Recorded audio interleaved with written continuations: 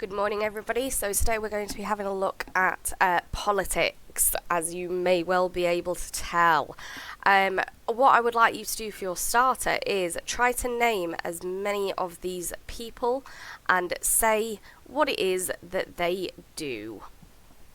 So pause the video whilst you do that for your starter, please.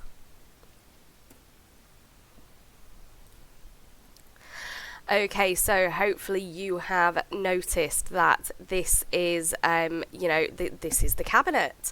So we've got Boris Johnson right at the top left, and Rishi Sunak, who is the Chancellor of the Exchequer.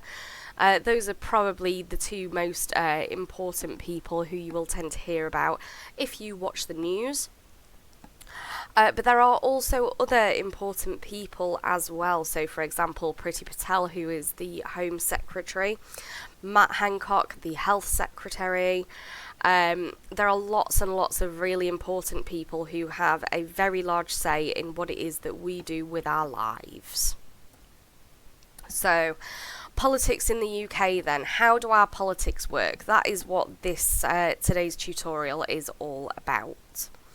We're going to be having a look at what a political party is. We're going to have a look at the roles of the main three political parties, and we're going to assess what they stand for this lesson. So, first past the post voting then. So, if we have a brief look at this, according to first past the post, whoever gets the most number of votes wins. So, the idea of this is first past the post gives you coffee when 70% of you would rather go down to the pub. So this was one of the campaigns from several years ago. I actually voted in this particular referendum, was to change to the alternative vote rather than from first past the post. So, first past the post is the name commonly given to the system in the UK, by which citizens elect representatives to the House of Commons in Westminster. Under a first past the post system, the country in question is divided up into areas known as constituencies. These areas are designed to be of a similar size in terms of their inhabitants. So, for example, in the UK, the average size of a constituency is about 70,000 people. Each constituency elects one representative. So, under first past the post then, the winning candidate for each constituency is the one that gets the most votes. And the most obvious example is the UK parliamentary elections. So, let's look below and let's see who would win a seat each time. So, in constituency 1, we'd have the Tories. Constituency 2 would be the Tories again. Constituency 3, Lib Dems. Constituency 4, the Conservatives, but only by a small margin. Constituency 5 would be Labour, and Constituency 6 would be the Green Party. So, if we look at these votes in terms of totals, ignoring the constituencies, you can see that the Conservatives would win 108,166 votes. They will be followed by the Lib Dems, who would gain 77,586 votes, followed closely by Labour, 77,020 votes, and then Greens at 17,143. So the idea is that first past the post is not necessarily the best way to ensure that everyone gets a good say. So, if there was a Mr. Universe for voting systems, then first past the post would be an oiled bronzed winner with rippled abs and a six-pack. Who wrote this? Good grief. In a divided society such as the UK, there are few opportunities for one single party to get over 50% of the popular vote. It just isn't workable. So first past the post allows single parties to rule with large majorities and make decisions really quickly. The ruling party can act quickly without fear of being overruled in an emergency.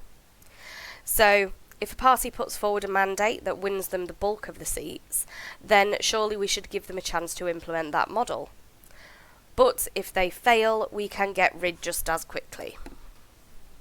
So, the two big parties in British politics are clearly Labour and the Conservatives, and it's been this way for about the past 100 years. It will likely continue to be this way for quite some time too. What this pretty much means is that the two biggest parties have a monopoly of support amongst the UK public. If any party is to have a real chance of breaking this monopoly, then they need to have wealthy backers, mass support, and a very highly developed local and national structure. All of the major fringe parties, absolutely none of them fit this bill. So if you think about the Green Party, UKIP, none of them have a developed local and national structure. None of them really have, a ton of wealthy backers, for example. So, a political party, then, can be defined as a group of like-minded individuals who seek to realise their shared goals by fielding candidates at elections, and thereby securing election to public office. A political party is a group of people that is organised for the purpose of winning government power by electoral or other means. And a political party is an organisation whose members share a common ideology and or policies and come together to seek election to political office. So, mainstream political parties then. These are the main political parties in the UK, of which the Conservatives, Labour and the Liberal Democrats are called the Big Three. These parties fit well with the definitions that were shown before. They have a massive organisational structure from local to national level, and they will campaign for the support of the public on a broad range of issues as well. But in terms of single issue parties, these are political parties which fall into two groups. The first group is one idea, big vision. So, for example, Green Party and UKIP. These parties have a single ideological view which gives them a wide range of issues to campaign on. So if we were to look at the first one that was mentioned here, Green Party, the idea is that the environment is the one main thing that they are interested in. However, this affects all of their policies, all of them, right down to everything from taxation to all sorts of things. The other type of single issue party is a one idea, one vision party. So, for example, Pro-Life Alliance, Independent, Kidderminster Hospital, Health Concern Party. These parties all campaign for support on a single issue of either local or national importance. So it's all very well having a political party, but what is the actual point of them? There are 5 main reasons to be part of a political party. Number 1 is representation. Parties represent our traditional views. Do we think that's still true? Participation. Party members are involved in shaping a party and the internal democracy of a party. Recruitment. Party members are judged and selected on how appropriate they are for the government, picking the most able candidates. Policy. Parties produce manifestos which result from internal discussion and consultation, which means that they know what to do when they get into power. And stability. Parties mean unity in Parliament and the ability to get things done. It ensures that power is transferred safely and that individuals don't try to sabotage the system. So, national pride then. The mainstream parties sit nicely within our definitions, and the single issue parties seem to be sitting in a different room. But we also need to be having a look at where the national parties are. So the main national parties, very broadly speaking, are the SNP, the Scottish National Party, who are campaigning for full independence of Scotland. Plaid Cymru, which is campaigning for greater autonomy and finance for Wales. The Cornish Party and the BNP, the British National Party, which campaigns for, they say, greater recognition of British values and, Indigenous life. A quick-ish guide to ideologies in UK politics then. We're going to have a look at left versus right. So, political parties in the UK claim to represent the views of certain sections of society. Everyone has a different opinion of how they want the country to be run. These views are often referred to as an ideology, and the measurement of a person or party's ideology is usually done on the political spectrum, which runs from left to right. Right at the left, we've got communism. Right at the right-hand side, we've got fascism. So, the political parties tend to be just about in the middle, okay? So, running from socialism to conservatism. But the conventional left-right wing scale is more difficult to use on its own because it only really relates to the economic ideologies of people and of parties. To look at how people feel society should be run, we also add a vertical scale between authoritarian and libertarian. So closer to authoritarian is where the state is more powerful, where the state has a bigger say, more legal and physical power to control society. Further away from that, towards the libertarian side of things, the smaller the state is.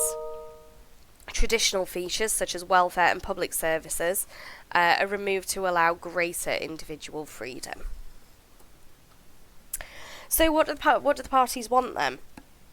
Whilst Conservatives, Labour and the Lib Dems are all somewhere in the centre of the ideological spectrum, it doesn't mean that they have a strict ideology. In the next slides we're going to have a look at where each of the parties currently stand on major ideological issues, as well as looking at how they're structured. But I do want you to make sure that you're considering the following questions. What are the strengths of having a clear ideological view? But equally, what are the weaknesses of having a clear ideological view? Do we only seem to get pragmatic policies? And is this the end of all ideologies? So, Party 1, Labour then. As you can see, there's a couple of different things for you to consider just by looking at these. So, if you're northern, you might be shouting saviour. If you're southern, you might be shouting commies. But a better definition comes from Labour's own website here. So, Labour are the people that carry out this next stage of national renewal because of our values and our understanding of the role of government, to stand by ordinary people so they can change their lives for the better. So, these guys then, these are the Conservatives. If you're southern, you might shout saviours, but if you're northern, you might be shouting about a milk snatcher. So you guys are way too young to remember Margaret Thatcher. Even I was too young to remember Margaret Thatcher. But the Conservatives define themselves as wanting a stronger, safer society where opportunity is spread more widely and more fairly. They want to reverse the school failure, low skills and lack of opportunity that are holding Britain back. So, Liberal Democrats then. Lib Dems are they're the younger sibling of modern British politics because they were only conceived in 1988. And they describe themselves as wanting to exist to build and safeguard a fair, free and open society in which they seek to balance the fundamental values of liberty, equality and community, in which no one will be enslaved by poverty, ignorance or conformity. So these are all very very pie in the sky statements, but it is something that we should read and that we should have a look at. So, hopefully you will be able to do a little bit more research yourselves on each of the political parties, because it is going to be coming around to the point where you're going to be able to vote fairly soon. So I hope that you have enjoyed today's tutorial. Please do let me know if you've got any questions.